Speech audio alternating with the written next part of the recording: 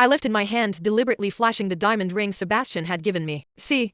I'm all ready. His jealousy burned in her eyes. I turned to Noah. Could you please take out the trash? It's ruining the mansion's aesthetics. Two guards grabbed her and dragged her toward the door. As she screamed, I dusted off my hands, satisfied until I looked up the stairs and froze. At the top of the stairs stood Sebastian. He had come down halfway, one hand resting on the carved banister, his suit jacket thrown over his shoulder, like he hadn't planned on staying home tonight. The chandelier light caught the sharp line of his jaw and the storm in his eyes. Behind him was Mr. Graves, his longtime attorney, and Dr. Caldwell, the family physician, both wearing the same expression people get when they walk into a room and realize they've arrived at the exact worst moment. My pulse jumped into my throat. Sebastian didn't say a word at first. He just watched Celeste being dragged toward the front doors, her heels scraping against the marble as she fought the guards, her scream rising and falling like a siren. Emma, she shrieks, twisting her head back toward me. You think you've won? You're dead. You hear me? Dead. The door is shut. Silence fell so hard I could hear the clock in the hall ticking. The servant stood frozen, pretending not to exist. Noah's gaze stayed forward, professional, but I could see the tension in his shoulders. He was waiting for Sebastian's reaction.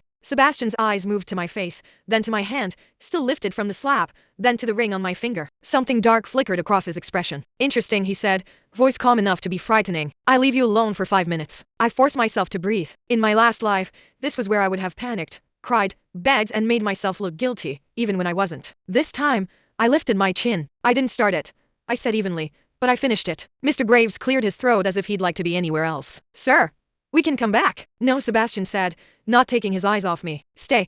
He descended the rest of the stairs, each step measured. When he reached the floor, he stopped close enough that I could smell his cologne, something clean and expensive that made my stomach twist with memory. In my previous life, I had once buried my face in his chest while signing papers that stole his company out from under him. I remembered the way he'd looked at me then, hurt and still trying to love me. Now he looked at me like he was trying to decide whether I was a weapon pointed at his heart. You slapped her, he said. Yes. You ordered my guards to throw her out? Yes. And you called her trash in my house? Yes. I didn't flinch because she came here to provoke you through me, and I'm not letting her use your home like a stage. His gaze narrowed. You're suddenly protective of my home. I swallowed. I'm protective of what's mine. His eyes flicked to my ring again. For a second, the hard mask cracked, like he didn't know whether to be furious or relieved. Then the mask snapped back into place. You're getting bold, he murmured. No. I corrected softly. I'm getting honest. Sebastian's jaw tightened. He turned his head slightly. Noah. Yes, sir. Lock the doors. No one leaves unless I say so. A shiver ran through the room. In another context, it would have sounded like a threat. Tonight, it sounded like protection. Sebastian looked back at Dr. Caldwell and Mr. Graves as if remembering they were there. You said it was urgent. Dr. Caldwell shifted uncomfortably. It is.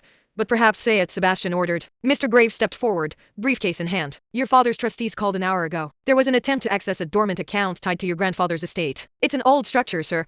The kind people forget exists until someone tries to use it. My blood went cold. Dormant account in my previous life. Ethan had found that account through Celeste. It was the beginning of the end. He used it as leverage, siphoning funds, then blaming Sebastian's unstable fiance for the missing money. It created a scandal, a board coup, a forced resignation, a funeral. Sebastian noticed a shift in my expression instantly. You know something, he said. I should have denied it. I should have pretended ignorance. But I had promised myself I would stop lying in this life, especially to the men who had died for me. Yes, I admit it. The room seemed to tilt. Sebastian's eyes sharpened. How? I took a slow breath because Celeste and Ethan have been planning this for a long time. Tonight wasn't about checking on me. It was about making a scene in your house so she could plant a story. Noah's head turned slightly. Plant a story? I nodded. That I'm being held against my will. That I'm afraid. That I'm trying to escape.